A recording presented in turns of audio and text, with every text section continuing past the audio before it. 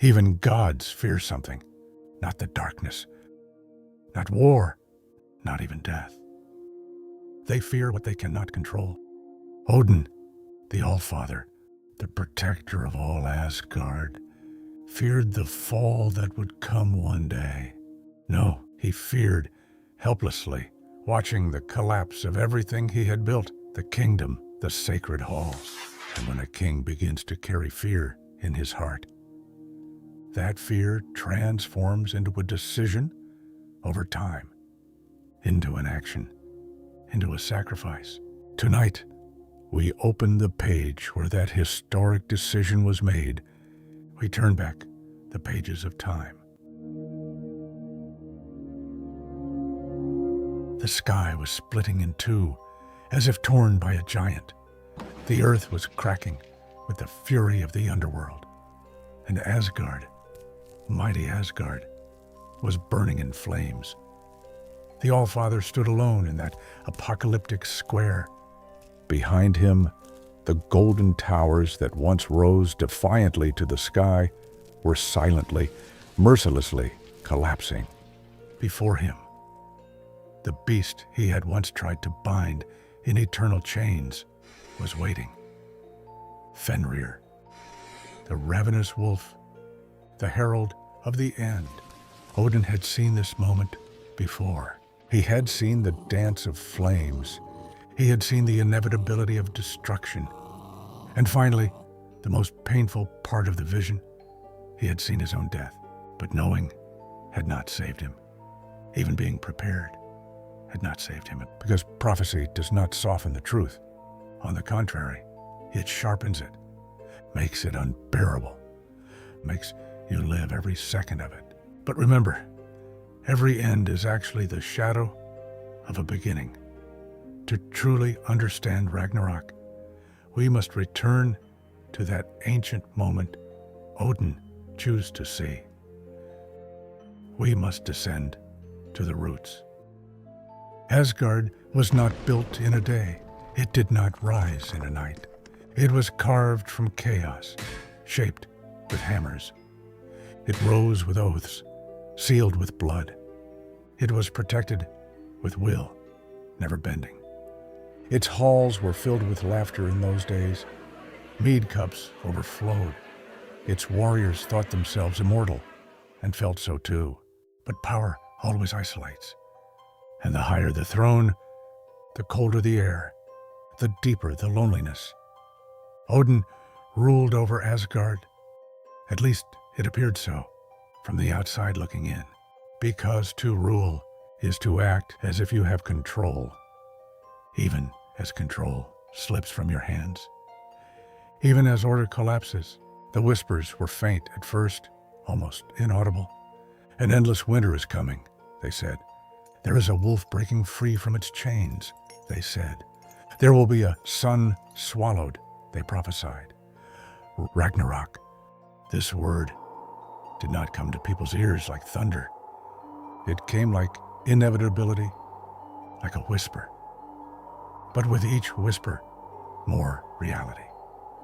Odin was not actually afraid of death. Gods fall in battle, with sword, with spear, heroically. This is their fate, their honor. But watching Asgard turn to ash, seeing the civilization he built disappear, this is what he feared. He feared failure. He feared helplessness. When a king fears the future, he seeks answers. He seeks solutions. He seeks hope. That night, Odin walked beneath the deep roots of Yggdrasil, without armor and alone, without any guards. The world tree does not lie. It never has. Its roots extend deeper than pride, deeper than power, even deeper than hope. At the deepest point of those ancient roots, in the heart of darkness, there is a well, older than the gods, older than memories, older than time itself. Mimir's Brunner, the well of wisdom, and its guardian, Mimir. Wisdom is not given as a gift in this world. It is earned, it is deserved, and always, always demands a price. You seek what cannot be taken back. Mimir's voice echoed in the darkness. He did not bow. He was not softened. Odin did not kneel. I seek what must be prevented, he said, his voice resolute. Silence settled between them, heavy, meaningful. That silence before the exchange. What will you give? Mimir finally asked. Odin did not answer immediately, because he knew knowledge is never free.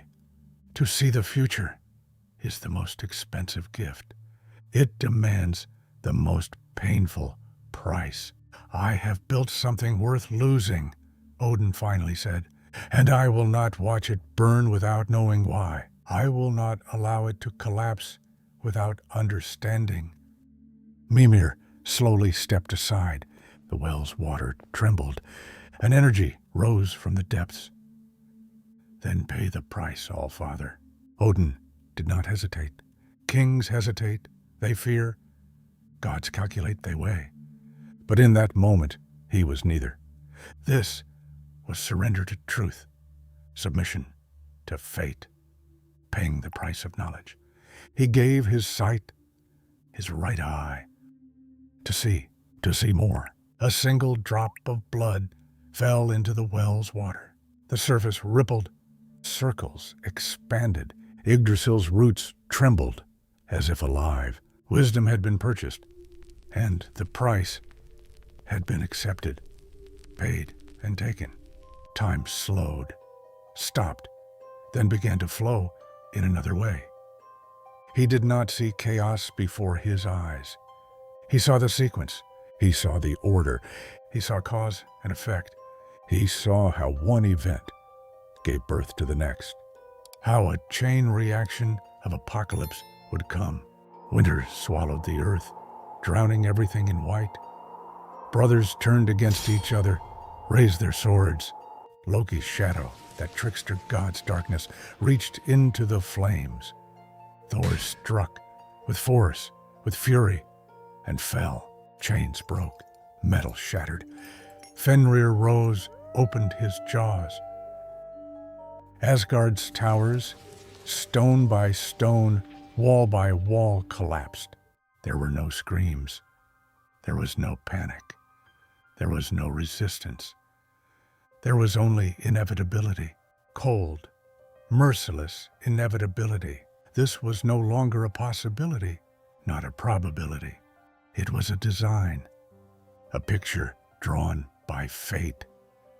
And in the final moment, he saw himself, not a god standing before the wolf, a father watching the end of his world, the collapse of his labor, helpless, powerless, alone. The vision ended. Darkness returned. Silence remained. Deep, heavy. Odin did not scream. He did not curse fate. He did not blame the gods. He simply remained standing. Because knowledge does not provide comfort. It provides certainty. And certainty is much heavier than doubt. Not knowing leaves hope. Knowing only leaves waiting. Now he knew the hour of his own death. Worse still, he knew the hour of Asgard's death, his children's final breaths, every moment of the destruction. If fate cannot be broken, it can be met. It can be prepared for. It can be faced with honor. Odin returned to Asgard as a changed man, colder, sharper, more determined.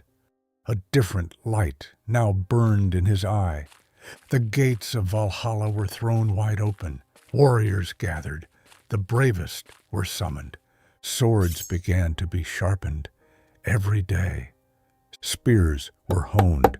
Shields were repaired, not to stop the fire, but to meet it. Ragnarok was no longer a rumor, not a legend. It was a countdown, an approaching reality, and Odin would not let it catch him unprepared, would not leave himself helpless. Odin did not give his eye for glory. He did not give it for victory. He gave it for time. He gave it for preparation. But time cannot outrun fate.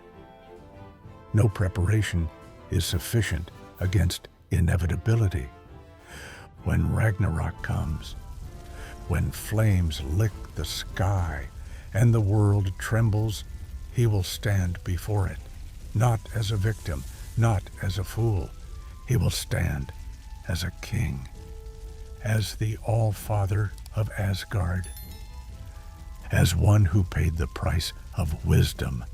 And this tale was only the beginning, because every end carries the seed of a new story, and Ragnarok is both an end and a beginning. Every world ends. The question is, how will you stand when yours does? Stories like this do not end here. If you wish to walk deeper into the myths, stand with this channel. Leave your thoughts below. And if you value these tales, consider subscribing.